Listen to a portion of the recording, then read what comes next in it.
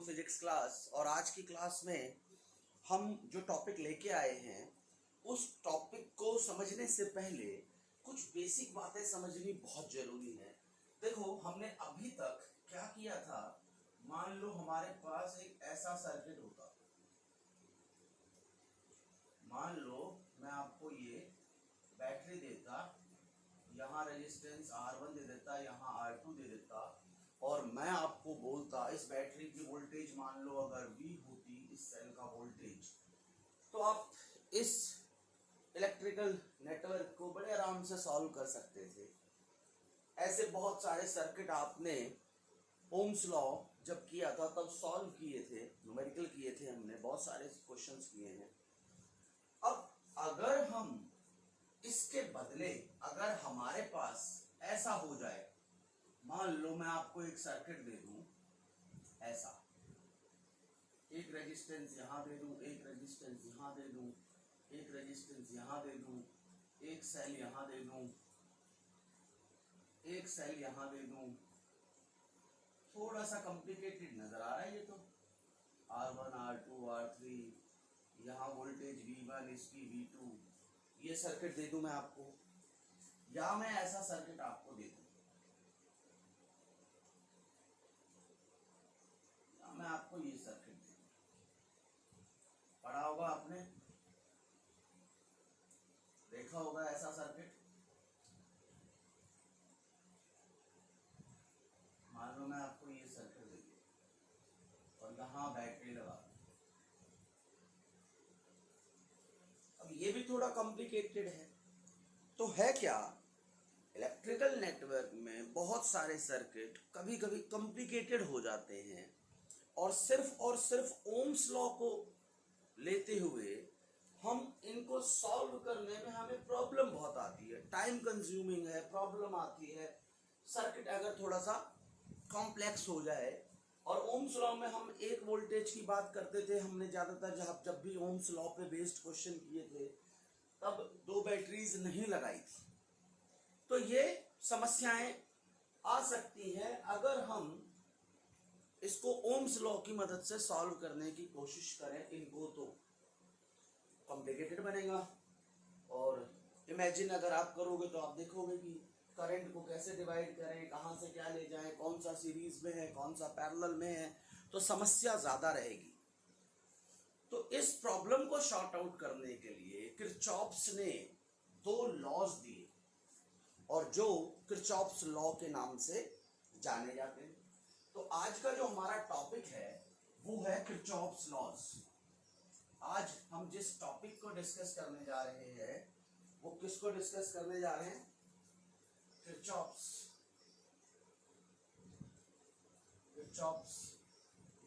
Laws for electric circuits. Electrical circuit के लिए Kirchhoff's के लॉज को हम समझने जा रहे हैं, जिससे कि हमारा सर्किट को सॉल्व करना आसान हो जाए। ठीक है, बेसिकली किरचॉफ्स ने यही किया था कि जिन सर्किट्स को आप ओम्स लॉ की मदद से नहीं सॉल्व कर सकते उनको सॉल्व करने में ये लॉज आपकी हेल्प करेंगे। तो किरचॉफ्स लॉ को समझने से पहले आपको कुछ बेसिक टर्म समझनी पड़ेगी। देखो, सबसे पहले आपको समझना पड़ेगा कि लूप और मैश। कभी कभार आप देखोगे कि लूप लिखा होगा, कभी कभी मैश लिखा होगा, तो आपसे पूछेंगे लूप क्या है या मैश क्या होता है। तो होता क्या है, it is closed end continuous path of electric current। यानी कोई करंट का अगर क्लोज पाथ हो तो उसको हम लूप या मैश कहते हैं। जैसे ये देखो, अब यहां से करंट आई फ्लो होगी और ये क्लोज पाथ है, कॉन्टिन्यूअस, बीच में कोई ब्रेक नहीं है, इसको मैश कहते हैं, close and continuous path of electric current. Clear है। और अगर मैं यहां से यहां की बात करूं, दिस इज ए बी, तो ए बी क्या कहलाता है? पाथ। ये पाथ है, नॉर्मली पता है पाथ ऑफ करंट है, सिंपल इसको पाथ बोलते हैं, या इसको ब्रांच भी कह देते हैं। मान लो यहां से कुछ ऐसा हो जाए ऐसे, तो क्या है आपके पास? ए सी एंड ए बी सी क्या है? आपकी ब्रांचेस हैं। ये तो आपने पढ़ा होगा, बट फिर भी मैंने आपको ब्रीफ आइडिया दिया। अभी तक जितनी चीजें मैंने आपको बताई है, ये सब आप पहले ही पढ़ चुके हो, बट फिर भी।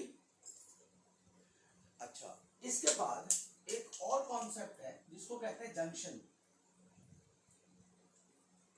नाम सुना ही होगा, बहुत फेमस नाम है जंक्शन।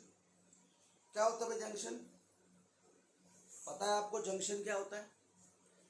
देखा होगा, सुना होगा, कहीं पर लिखा हुआ देखा होगा जंक्शन। देखो, जब हम जंक्शन की बात करते हैं तो हमें रेलवे स्टेशन याद आ जाता है। जब हम ट्रेन में जा रहे होते हैं तो जगह जगह जंक्शन लिखा होता है।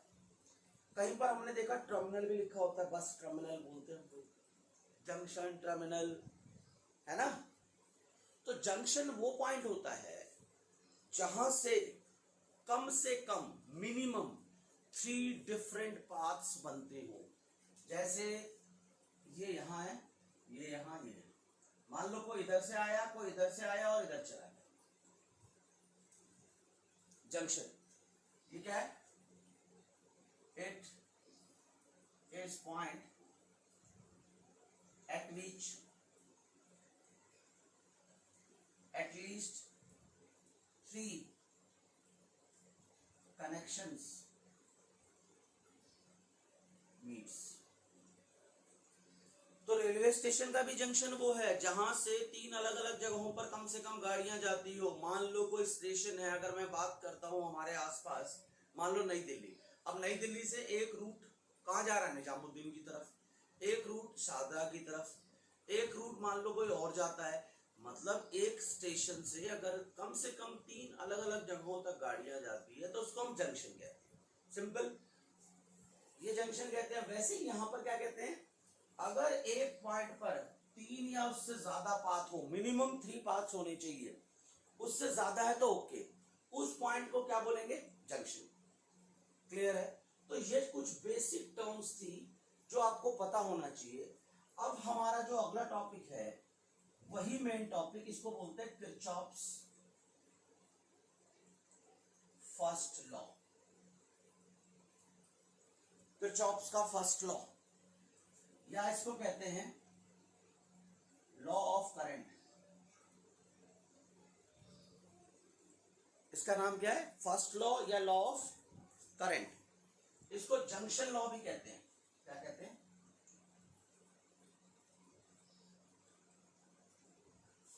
या KCL, Kirchhoff's current law. KCL, Kirchhoff's current law.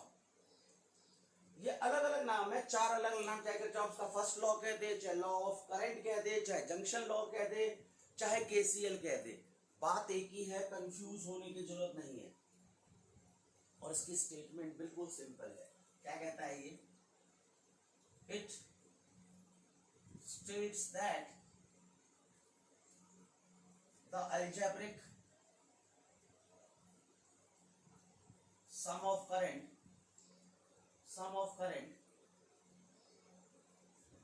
meeting at a point meeting at a junction, या पॉइंट मतलब वही वाला पॉइंट जो जंक्शन है। It states that the algebraic sum of currents meeting at a junction is 0। Simple सा concept है कि जितनी भी करंट आकर के मिल रही हैं उन सब करंट्स का सम कितना होगा? 0, यानी कि समेशन आई। समेशन मतलब जोड़ो, इक्वल टू 0। या मान लो, मैं एक एग्जांपल देता हूं यहां पर। इस ब्रांच में मान लो I1 करंट है, यहां I2 है, I3 है, I4 है, I5 है और I6 है। देखो 6 अलग अलग तरह की करंट है। तो किरचॉफ्स के फर्स्ट लॉ के हिसाब से I1 plus I2 plus I3 plus I4 plus I5 plus I6 सबका सम कितना होना चाहिए? 0। गौर से देखो, यहां मैंने करंट की डायरेक्शन नहीं बनाई, यहां करंट की डायरेक्शन नहीं बनाई मैंने। यहां देखो, इसको मान लो ये अंदर जा रहा है करंट, ये भी मान लो इन कर रहा है, ये भी मान लो इन कर रहा है, ये भी मान लो इन कर रहा है, और ये दोनों मान लो आउट कर रहे हैं। ये दोनों आउट हो रहे हैं। इसका मतलब क्या है? इसका मतलब कि जो आपका I1 है इन कर रहा है पॉजिटिव, I2 आउट जा रहा है negative, I3 it is again incoming, I4 outgoing, it should be negative। यानी you can simply write I1 plus I3 plus I5 plus I6 equal to I2 plus I4। ये कौन सी current है? Incoming. और ये कौन सी है? आउटगोइंग। यानी कि incoming current is equal to outgoing current. इसकी स्टेटमेंट आप ऐसे भी लिख सकते हो, the incoming current is equal to outgoing current at a junction. Simple, at a junction incoming current is equal to outgoing current. और सिंपली लिख सकते हो no charge accumulate at a single point at no charge accumulate at junction। यानी यहां पर कोई charge रुकेगा नहीं ना। पहले से चार्ज अगर यहां नहीं था तो ये आएगा चलता हुआ पोटेंशियल डिफरेंस की वजह से, ये भी आएगा, ये भी आएगा, सभी आएंगे, जो आ रहे हैं वो आएंगे, और उसको बैलेंस करने के लिए जिनको जाना है वो चले जाएंगे। अब जब चार्ज आया और चार्ज चला गया तो बचा क्या यहां पर? भाई जितना करंट आया उतना ही करंट चला गया, तो इस पॉइंट पर नेट चार्ज कितना हो गया? 0। क्लियर है? यानी सारे करंट मिला करके एक पॉइंट पर 0 होता है। ये किरचॉफ्स का पहला नियम है। जैसे समझो, एग्जांपल समझते हैं।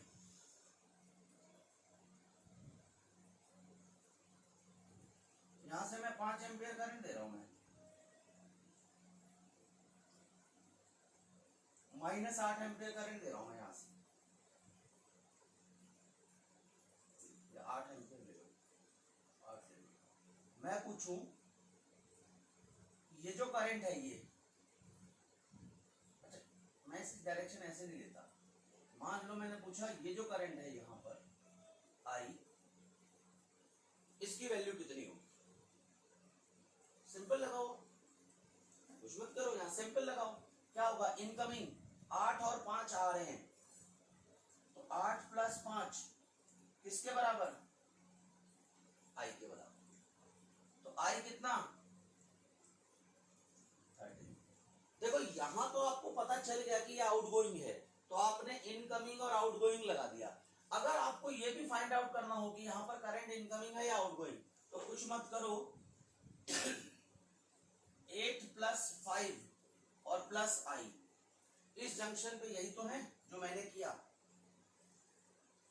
ये तो किया, सबको सम किया था ना पहले, फिर बाद में माइनस का निशान डाला था जब मुझे डायरेक्शन का पता चला था। तो अगर मुझे डायरेक्शन का पता नहीं था तो मैंने सबको सम कर दिया। ऐसे ही इस पॉइंट पर जितनी भी करंट है, आपको पता है इसकी डायरेक्शन ऐसी है, इसकी डायरेक्शन ऐसी है, इसकी पता नहीं थी आपको, डायरेक्शन नहीं पता थी, तो I लिख के प्लस कर दो, और ये किसके बराबर होगा? 0 के बराबर। तो I किसके बराबर? -13। और -13 एम्पियर से पता चल गया कि आउटगोइंग करंट होगी। जैसे इधर देखो, ये भाई, ये इस जंक्शन पे मान लो ये 6 एम्पियर आ रही है, 10 एम्पियर आ रही है, 12 एम्पियर जा रही है, 18 एम्पियर आ रही है, 25 एम्पियर फिर से जा रही है, और मैं इस आर्म में पूछूं, ये मान लो O है A, अगर मैं आपसे पूछूं कि OA में कितना करंट जाएगा, ठीक है, आपको देखो यहाँ डायरेक्शन नहीं पता, तो क्या करो, देखो दिस इज इनकमिंग तो 6, this is also incoming 10, this is incoming 18, and this is outgoing 12 plus 25, incoming 3 are incoming, 2 are outgoings and plus I, मान लेते हैं यहां पर करंट OA में I है, ठीक है, और वो किसके बराबर, 0 के बराबर। तो देखो this 1634 minus 37 plus I equal to 0, which implies that I equal to 3, plus का 3 आ रहा है, इसका मतलब इसकी डायरेक्शन इनकमिंग है।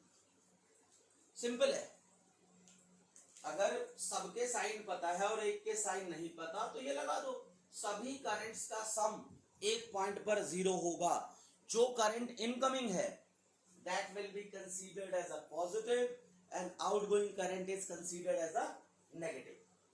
अब बेसिकली बात, कभी कभी ना इस पे 1 मार्क का एक क्वेश्चन पूछ लेते हैं कि भाई ये किस प्रिंसिपल पे बेस्ड है, on which principle the Kirchhoff's first law is based, or write the basic principle behind the Kirchhoff's first law। Sometimes they ask the question कि भाई Kirchhoff's का फर्स्ट लॉ या KCL के पीछे कौन सा बेसिक प्रिंसिपल है। आप देखो क्या हो रहा है, एक पॉइंट था, मान लो यहाँ पर बहुत सारी वायर्स मिल रही थी, अच्छा कोई पोटेंशियल डिफरेंस नहीं था, जब पोटेंशियल डिफरेंस आया तो यहाँ से चार्ज फ्लो हुआ तो हमने कहा करंट है। जब शुरू में चार्ज यहाँ नहीं था और करंट के फ्लो हो जाने के बाद भी यहाँ पर चार्ज नहीं रहा, तो इसका मतलब क्या है कि charge is conserved, you can't create and destroy the charge at this point. भाई जितना चार्ज आया उतना ही चार्ज चला गया, करंट फ्लो हुआ मतलब चार्ज गया। तो ये किस पे बेस्ड नजर आ रहा है आपको, सिंपल, इनकमिंग चार्ज या incoming current equal to outgoing current, और वो हम पढ़ चुके हैं फर्स्ट चैप्टर में, law of conservation of charge. ये किस पे बेस्ड है, conservation of charge, law of conservation, पता है ना law of conservation of charge. Charge की बेसिक प्रॉपर्टी कि charge can neither be created nor be destroyed, it can only transfer from one body to another. तो बस जब इस point पर अगर शुरू से ही कोई चार्ज नहीं है तो इस पर कोई चार्ज, कोई करंट, कुछ नहीं मिलेगा, सारा करंट चला जाएगा, मतलब सारा चार्ज चला गया। सिंपल।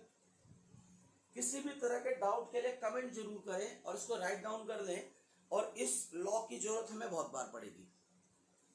क्लियर। जो सेकंड लॉ है, जो सेकंड लॉ है हमारा, उसको लॉ ऑफ वोल्टेज कहते हैं।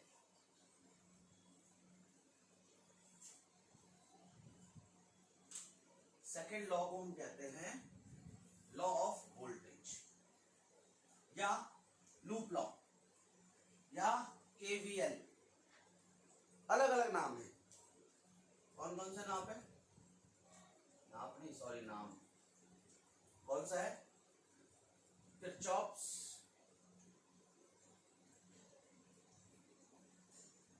लॉ ऑफ वोल्टेज, इसको लूप लॉ भी कहते हैं, KVL या सेकंड लॉ भी कहते हैं,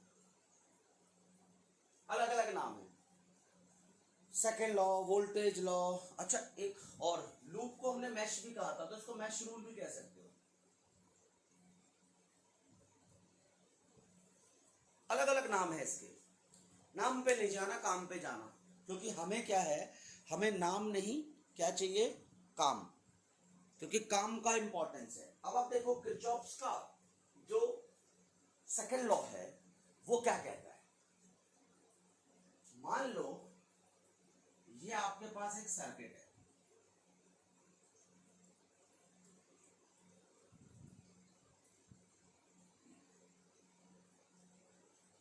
थोड़ा सा इसको पूरा कर देते हैं।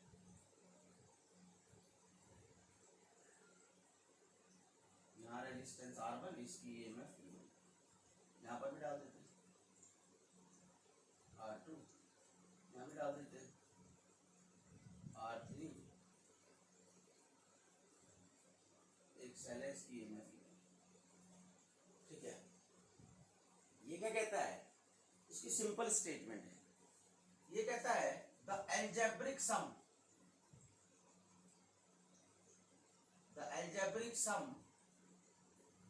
Of EMFs।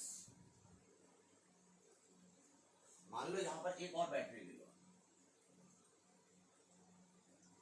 आप देख रहे हो ना, कई सारी EMF है भैया, E1 है, E2 है, E3 है, ऐसा हमने ओम्स लॉ में तो पढ़ा नहीं था, बहुत सारे सेल्स तो डाले नहीं थे। यहां पर क्या है, हमारे पास बहुत सारे सेल्स है, तो क्या कहा इन्होंने, the algebraic sum of EMFs in a close circuit. ध्यान रखना ये लॉ ना सिर्फ क्लोज सर्किट में वैलिड है, ये लाइन बहुत इंपॉर्टेंट है। The algebraic sum of EMF in a closed circuit is always equal to algebraic sum of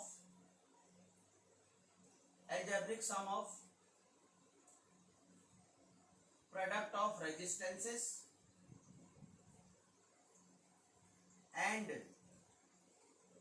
respective currents through them. Simple. The algebraic sum of EMFs in a closed circuit is always equal to algebraic sum of product of resistances and respective current through them. यानी देखो जितनी भी EMF है, मान लो E है, इन सभी EMF का सम कर दो, तो समेशन E, जहां पर भी मान लो करंट इसमें से मान लो I1 जा रहा है ना, तो इसको क्या लिखोगे, I इंटू R, इसमें से भी कुछ जा रहा होगा भाई, हर में से कुछ ना कुछ तो करंट जा ही रहा होगा। तो ये ध्यान रखना, किसी भी रेजिस्टेंस में से जितना करंट जा रहा है वो करंट मल्टीप्लाई बाय रेजिस्टेंस, फिर अगर दूसरा करंट दूसरा रेजिस्टेंस है तो उस दूसरे रेजिस्टेंस का करंट मल्टीप्लाई बाय वो रेजिस्टेंस, ऐसे करते हुए जितने रेजिस्टेंसेस हैं और उनमें जो करंट है उनको प्रोडक्ट करके सम कर दो, और जितनी EMF है उनका सम कर दो, वो इक्वल होंगे किसी भी क्लोज सर्किट में। इससे मैं आपको एग्जांपल दूंगा, पहले सिर्फ हमें ये डेफिनेशन समझनी है, फिर पहले डेफिनेशन लिखनी है, क्योंकि डेफिनेशन बहुत बार आती है, फिर हम इसका मतलब भी समझेंगे, बिना मतलब समझे तो याद रहेगा ही। एक और तरीके से भी इस लॉ को बोलते हैं, बहुत सारी बुक्स में बहुत सारे लोग उस तरीके से भी लिखते हैं, तो अगर कभी आपको वो तरीका मिले तो डोंट गेट कंफ्यूज कि भाई वो तरीका हमको वो कैसे आया। देखना ये क्या कहता है, it states that the algebraic sum of change in voltage across a closed path across the closed loop is always zero. It states that the algebraic sum of change, यहां पर ये वर्ड चेंज बहुत important है, change in voltage across a close loop is always zero. ठीक है, जितनी भी voltages का चेंज है वो सब मिला करके कितना होना चाहिए, 0। यानी इसको लिख सकते हो आप summation delta V equal to 0, ऐसे भी लिख सकते हो। अब आप समझना इन दोनों का मतलब क्या है। पहले तो इसका मतलब करते हैं, क्योंकि मैं ये तरीका फॉलो करने वाला हूं। मैं बेसिकली इस तरीके को फॉलो करूंगा, summation E equal to summation IR। I will not follow this, पर अगर आप लोगों के कमेंट आए तो मैं आपको इस पे भी कराऊंगा। दोनों में सिमिलरिटी है, थोड़ा सा करने का तरीका चेंज होता है। तो यहां देखें इसका क्या मतलब है, मैं यहां समझाता हूं। मान लो सिंपल, यहां देखते हैं,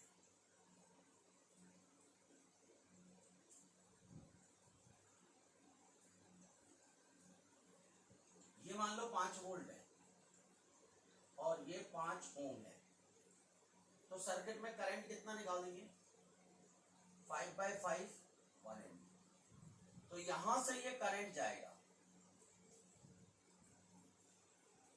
देखना इसके अक्रॉस कितनी वोल्टेज थी, 5 वोल्ट।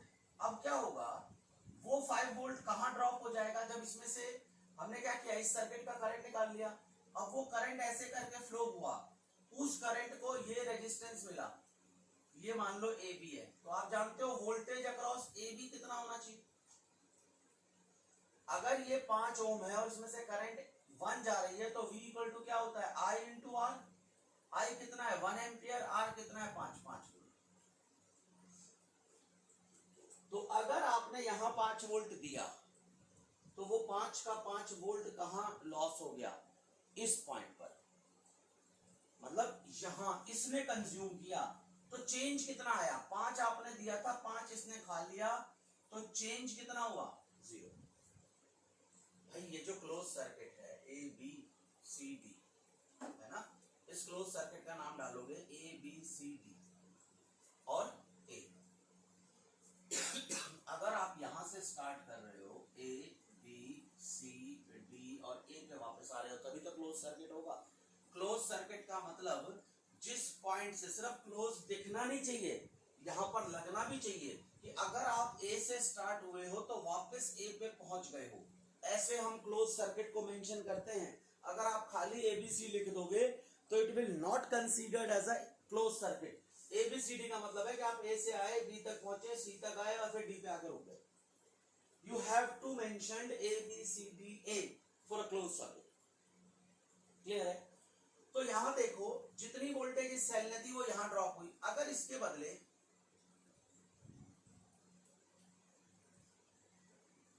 मेरे पास 10 वोल्ट होता और यहां पर 2 ओम होता, यहां 3 ओम होता, तो इस सर्किट में R कितना होता, 5 ओम। V कितना है 10 वोल्ट, तो I कितना होगा, it is V/R, 10/5, 2 ampere is your I। तो यहां से 2 एम्पियर करंट जाएगा, 2 जाएगा, इस 2 से मल्टीप्लाई होगा, तो यहां पर कितनी वोल्टेज ड्रॉप होगी, 2 इंटू 2 4 वोल्ट। अब 2 एम्पियर करंट जा रहा है, वो इस 3 के थ्रू भी जाएगा, तो यहां कितनी वोल्टेज ड्रॉप होगी, 6 वोल्ट। टोटल आपने 12 वोल्ट दी थी, 4 वोल्ट यहां ड्रॉप हुई, 6 वोल्ट यहां ड्रॉप हुई, तो चेंज इन वोल्टेज कितना आया, अगेन 0। ये कहता है ये लॉ। पहला तरीका तो ये। दूसरा तरीका, अगर आप समझो कि ये लॉ क्या कहता है, ये लॉ सिंपल कहता है जितना आपने पढ़ा है। आपको पोटेंशियल की डेफिनेशन याद होगी शायद। पोटेंशियल, इलेक्ट्रिक पोटेंशियल क्या है, work done in taking a charge from infinity to that position per unit charge, this is potential। और हमें यह भी पता है कि पोटेंशियल क्या होता था, इंडिपेंडेंट फ्रॉम पाथ। यानी देखो ये A है, ये B है। अब चाहे आप इस पाथ से जाओ, चाहे इससे जाओ, चाहे इससे जाओ, चाहे इससे जाओ, आपका इन दोनों के बीच का पोटेंशियल डिफरेंस क्या रहेगा, कांस्टेंट। ये तो हम पढ़ते ही आ रहे हैं कि potential is independent from the path. Potential path पे डिपेंड नहीं करता, तो पाथ पे डिपेंड नहीं करता तो सेम रहता है। और ये भी पता है कि ये कंजर्वेटिव फोर्स है, तो अगर एक क्लोज पाथ के लिए E डॉट डी है, जीरो होता है। तो सोचो अगर आप ए पर थे और घूम फिर गए दोबारा ए पर ही वापस आ गए, तो पाथ क्या हुआ? क्लोज। और क्लोज पाथ में जहां से जहां आए, तो यहां से यहां वापस आए, तो आपका चेंज इन पोटेंशियल कितना होगा भाई? Work done W equal to Q delta V. जब वर्क डन ही जीरो है कंजर्वेटिव फोर्स में, तो ये जीरो डिवाइडेड बाय क्यू, तो आपका डेल्टा वी कितना हो गया? जीरो। सिंपल कि भाई सर्किट में अगर करंट फ्लो करेगी तो ना तो कहीं पर अपने आप वोल्टेज डेवलप होगी और ना ही कहीं पर वोल्टेज का लॉस होगा। जितना वोल्टेज सेल प्रोड्यूस करेगा वो रिस्पेक्टिव रेजिस्टेंसेस, अगर कैपेसिटर है तो कैपेसिटेंसेस, जो भी इलेक्ट्रिकल कंपोनेंट है उनमें वो वोल्टेज डिस्ट्रीब्यूट हो जाएगा, the voltage of that cell, उसका लॉस नहीं होगा। और अगर वोल्टेज का लॉस नहीं मतलब एनर्जी का लॉस नहीं। तो ये जो लॉ है इसके पीछे का बेसिक प्रिंसिपल क्या है? Law of conservation of energy. कौन सा प्रिंसिपल है? Law of conservation of energy.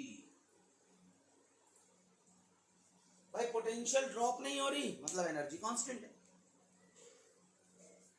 कोई काम ही नहीं हो रहा, काम नहीं हो रहा, एनर्जी कांस्टेंट है। भाई एनर्जी क्या है? Ability to do work. जब आप जहां थे वहीं से वहीं वापस आ गए तो आपका वर्क डन कितना? Zero. Force into displacement, energy conserve. तो ये law of conservation of energy पे बेस्ड है। इस तरीके से लिखना है तो ये भी लिख लो ताकि आप समझ जाओ। एक क्वेश्चन बार बार पूछते हैं कि इसका प्रिंसिपल क्या है? प्रिंसिपल है law of conservation of energy. ये लूप लॉ है। स्टेटमेंट जिस तरीके से आपको लिखनी है आप लिख सकते हो। अब सवाल आता है कि ये जो मैंने लिखा समेशन ई और समेशन आई आर, ये सिर्फ स्टेटमेंट थी। अब मुझे इसका मतलब आपको समझाना है, ठीक है? तो मैं इसको रब कर रहा हूं, स्क्रीन को पॉज करके राइट डाउन कर लिया करें आप।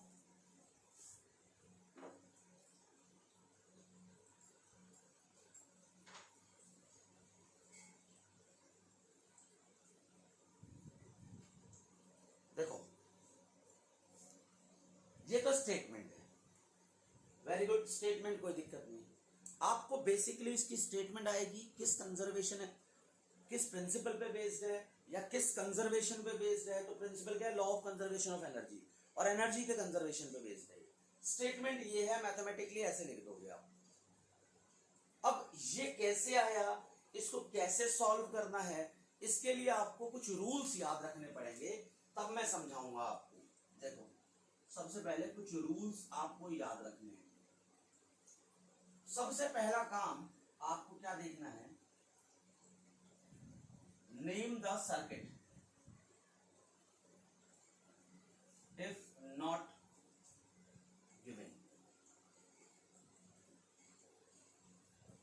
सबसे पहले सर्किट का नामकरण करना है। जब भी कोई दुनिया में आता है या तो हमने पहले से डिसाइड कर लिया होता है या पंडित जी को बुला करके नामकरण करवाते हैं।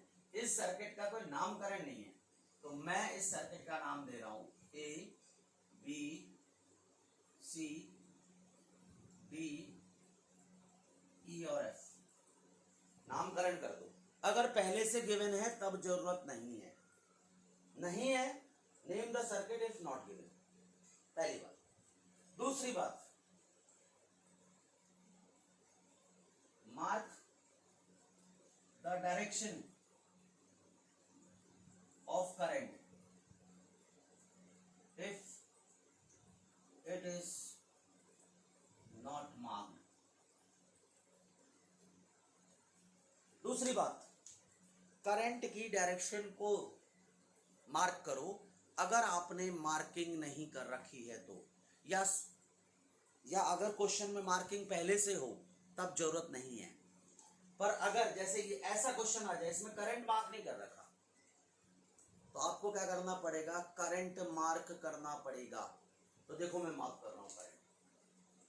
मैं क्या कर रहा हूं, मैं मान लो यहां से करंट I1 ले रहा हूं, यहां से करंट I2 ले रहा हूं, और यहां से ये मानता हूं कि ये इधर आएगा, ये इधर आएगा, और ये दोनों मिल करके I1 प्लस I2 इधर चले जाएंगे।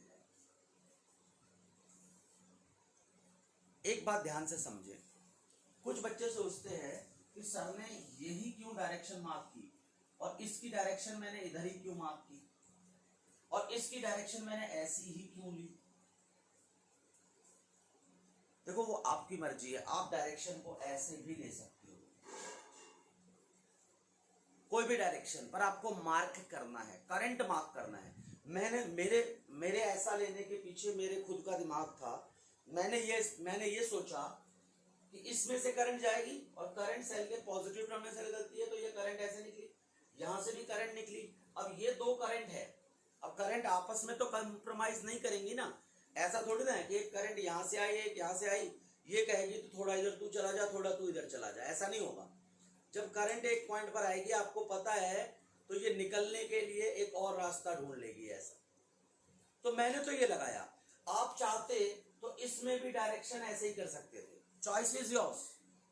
भाई ये दोनों अगर यहां पर लॉ, देखो हमने अभी क्या पढ़ा था, किरचॉफ्स का फर्स्ट लॉ, कि अगर ये भी इनकमिंग है, ये भी इनकमिंग है, तो इसको आउटगोइंग होना पड़ेगा। मैंने ये दिमाग लगा लिया, आपको टेंशन लेने की जरूरत नहीं है। अगर आपके कोई साइन उल्टे सीधे भी हो गए, तो जब आप सर्किट को एनालाइज करोगे, सॉल्व करोगे, तो माइनस प्लस आ जाएगा।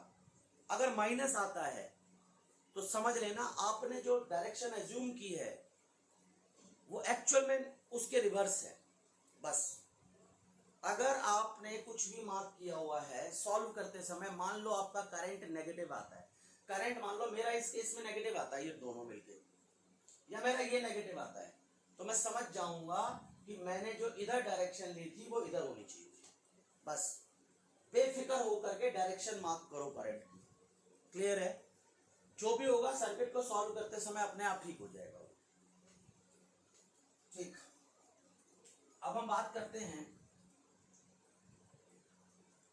थर्ड बात करते हैं। पहले मार्क कर दिया हमने, इसके बाद हम क्या करेंगे, take any direction of your movement in circuit irrespective of current। अब करंट मार्क करके भूल जाओ, करंट को भूल जाओ। अब आप सोचो कि आप सर्किट के अंदर कैसे मूव करना चाहते हो।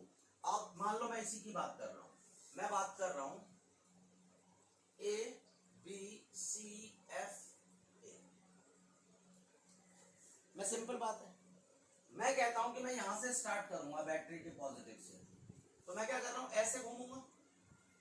तरीका ऐसे हो सकता है, इसको क्या बोलते हैं, क्लॉकवाइज। भाई इस सर्किट के अंदर मैं ऐसे घूम सकता था, ऐसे घूम सकता था ना, पॉजिटिव से स्टार्ट करके। मैं ऐसे भी कर सकता था, यहां से नेगेटिव टर्मिनल से स्टार्ट करता और ऐसे घूम लेता। इसको क्या बोलते हैं, अगर ये ऐसे होता तो एंटी क्लॉक। एक चीज ध्यान रखना, करंट को मार्क करने के बाद भूल जाओ, आपकी मूवमेंट जो है क्लॉकवाइज और एंटी क्लॉकवाइज, इसका करंट से कोई लेना देना नहीं है।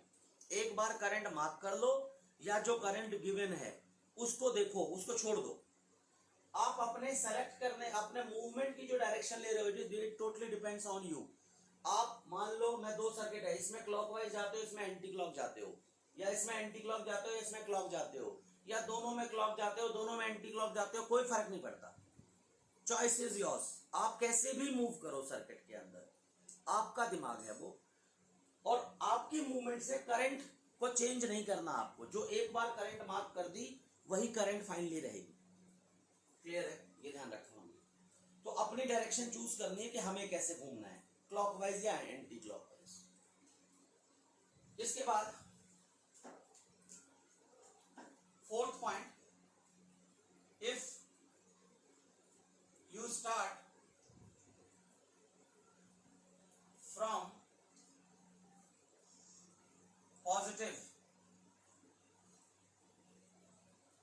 terminal of battery, take E as positive. For negative, take E as negative. देखो ये कन्वेंशन में न्यूमेरिकल को सॉल्व करने के लिए बता रहा हूं आपको कि न्यूमेरिकल को हम कैसे सॉल्व करेंगे। कि अगर आप बैटरी के, मान लो एक सेल है, ये 10 वोल्ट का है, सिंपल, तो अगर मैं पॉजिटिव टर्मिनल से स्टार्ट होऊंगा तो मैं प्लस 10 वोल्ट लूंगा, और नेगेटिव से स्टार्ट होऊंगा तो माइनस 10 वोल्ट लूंगा। बस इतना ध्यान रखना है आपको। ये रूल मैंने अपने हिसाब से मॉडिफाई किए हैं ताकि आप आसानी से क्वेश्चन को समझ सकें। सिंपल, अगर बैटरी के पॉजिटिव टर्मिनल से स्टार्ट हो रहे हो तो वोल्टेज पॉजिटिव ले लो, और नेगेटिव से स्टार्ट हो रहे हो तो वोल्टेज को नेगेटिव ले लो। अगेन मैं बोल रहा हूं, आपके स्टार्ट और करंट की मार्क डायरेक्शन में कोई रिलेशन नहीं है, दोनों अलग अलग चीजें हैं, दोनों स्टेप बाय स्टेप करोगे आप, ठीक है। चौथी बात, अब देखो, if you found same terminals of battery,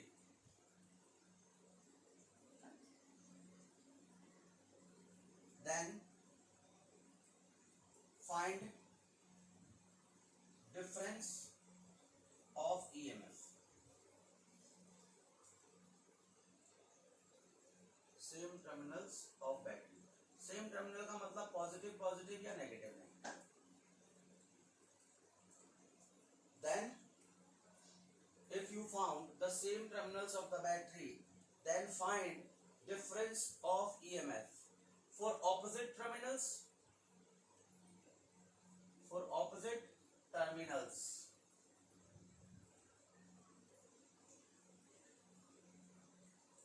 for opposite terminals,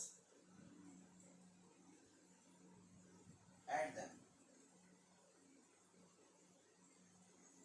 मैं इसको समझाने के लिए तुम्हें क्या कर रहा हूं, मैं ऐसे ही बना, देखो क्या होगा। अगर मैं बात करता हूं A B C D F, ध्यान से देखो, A B C F, sorry F, A B C F A, वापस आ गए। इसमें देखो आप कहां से स्टार्ट हुए, सेल के पॉजिटिव से, और E1 लिखोगे। इस सर्किट में आप ऐसे घूम रहे हो, यहां कोई ईएमएफ नहीं है, यहां कोई ईएमएफ नहीं है, यहां पर ईएमएफ है E3। आप बैटरी के पॉजिटिव टर्मिनल से स्टार्ट हुए हो और आपको मिला कौन सा टर्मिनल है, पॉजिटिव। तो अगर सेम टर्मिनल मिल रहा है तो आपको क्या करना था, E1 माइनस E2 का E3 करना था। सेम टर्मिनल है ना, पॉजिटिव से स्टार्ट हुए, पॉजिटिव से स्टार्ट हुए। सपोज करो ये ऐसा होता, ये नेगेटिव होता, ये भी नेगेटिव होता, तब आप नेगेटिव से स्टार्ट कर रहे थे। उस केस में क्या होता, देखो, क्योंकि आप नेगेटिव से स्टार्ट हो रहे हो तो ये तो नेगेटिव आता।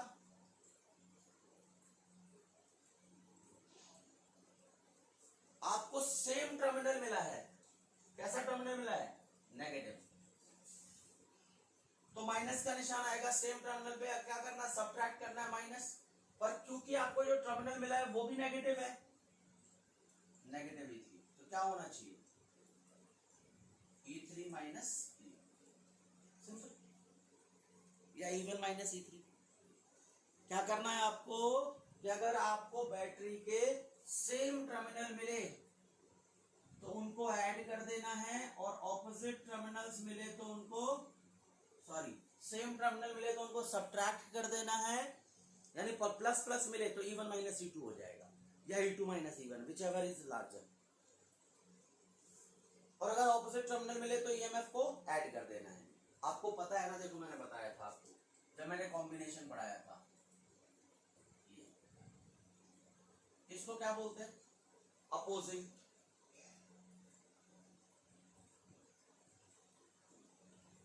और इसको क्या बोलते हैं, सपोर्टिव। ये सपोर्टिव है, देखो ऑपोजिट टर्मिनल सपोर्टिव मतलब प्लस, और ये अपोजिंग।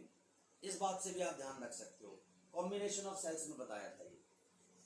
यहां देखो तो क्या करेंगे, हम लिखेंगे E1 माइनस E2। अब करंट पे आ जाओ। If you move in the direction of current, take IR positive, या simply take positive IR and opposite to direction of current,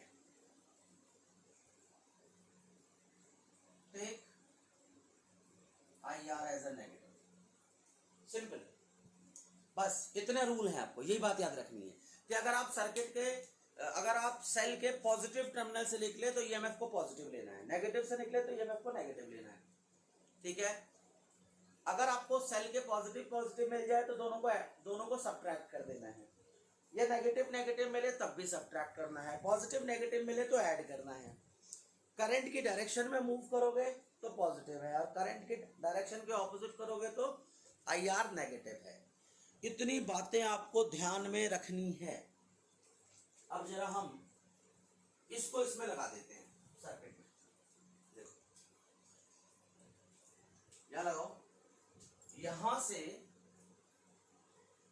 E1 current, यही ये तो मैंने कर लिया।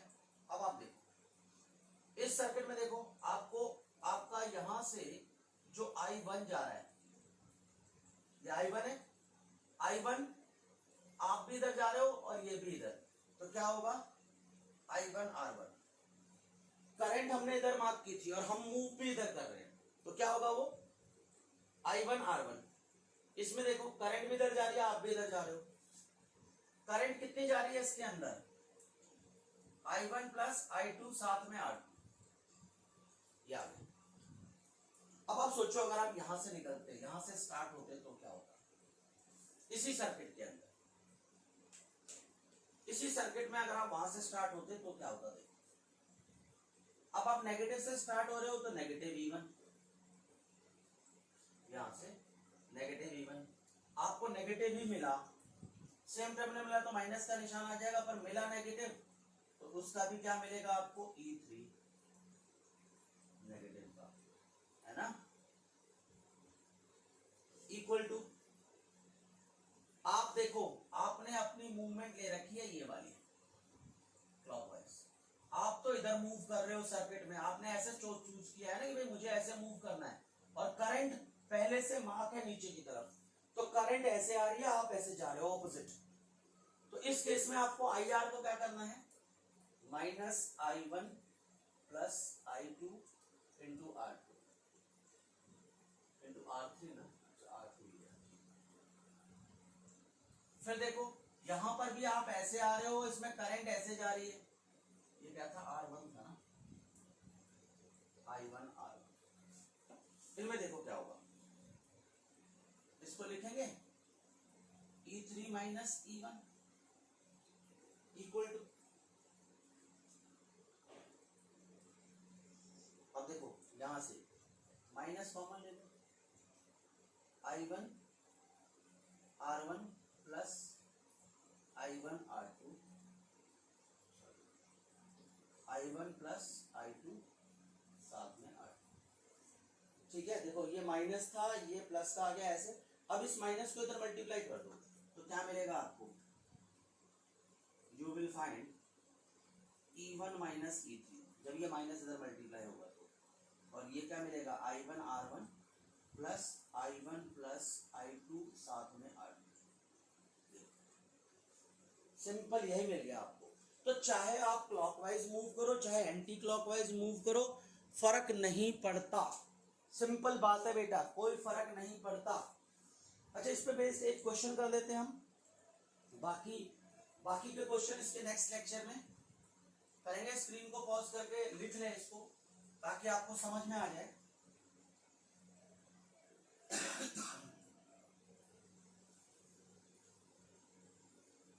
देखो, इस लॉ को फिट करने के लिए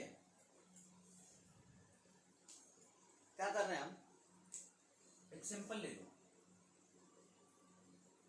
ये सेल है,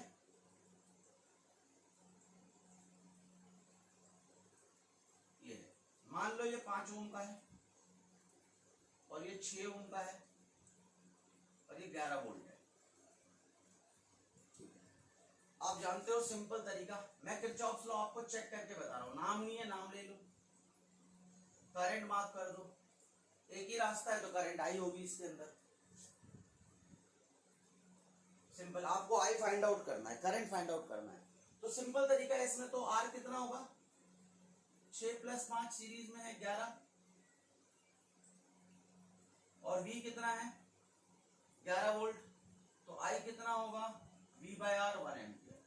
सिंपल सिंपल। अब आप देखो, इसको करके देखो, किरचॉफ्स का लॉ होगा, एक ही सेल है, मान लो एक ही सेल है और मैं मूव भी ऐसे कर रहा हूं इसमें एंटी क्लॉकवाइज, करंट मैंने मार्क ही कर दी, करंट ऐसे जा रही है, क्लियर। अच्छा, एक चीज और ध्यान रखना, किसी भी सेल के अंदर, सेल से आप जितना करंट ड्रॉ करोगे उस पर करंट वापस भी उतनी आनी चाहिए। अगर किसी के पॉजिटिव टर्मिनल से 5 एम्पियर निकाली है तो नेगेटिव की तरफ एंटर भी करना चाहिए 5 एम्पियर, ये ध्यान रखें आप। अब आप देखें, E की जगह कितना आएगा 11 इक्वल टू, यहां कितना आएगा 5I, करंट की डायरेक्शन में मूव कर रहे हो आप, plus 6I equal to 11I, तो I equal to 1 ampere. Simple तरीके। एक और देखो,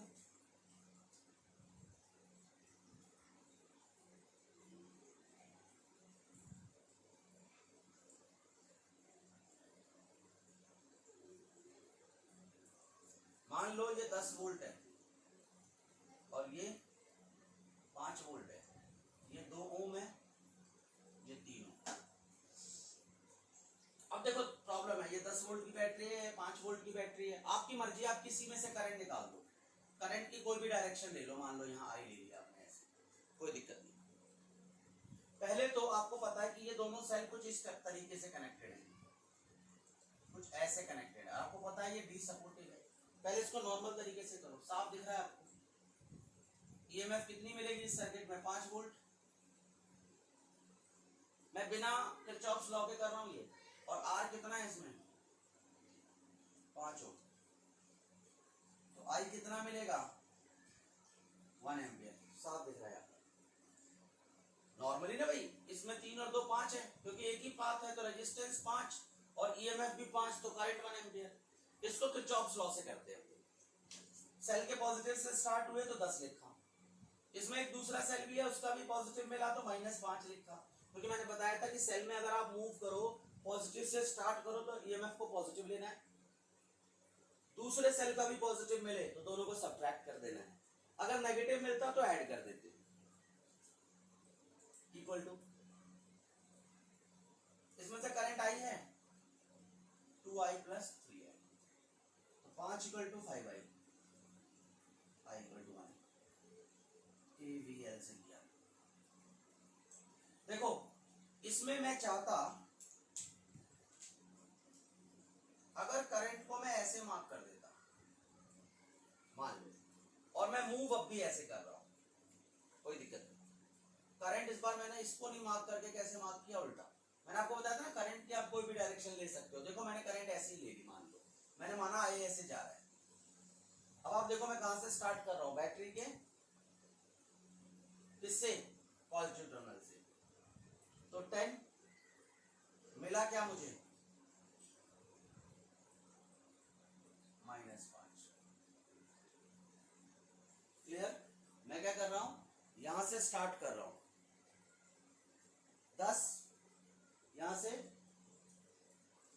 -5।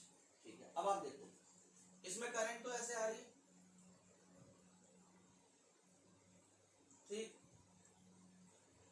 अब देखिए आप ऐसे आ रही है, ऐसे 10 - 5, यहां पर देखो क्या है 2i माइनस का। क्यों? क्योंकि आप तो ऐसे जा रहे हो, करंट ऐसे आ रही है, आपने ऐसे माप किया है। इसमें भी करंट ऐसे जा रही है और आप ऐसे मूव कर रहे हो, क्योंकि आपकी मूवमेंट आपने कैसे ले रखी है, एंटी क्लॉकवाइज। तो ये भी नेगेटिव आएगा 2i, और ये माइनस का 3i भी नेगेटिव आएगा।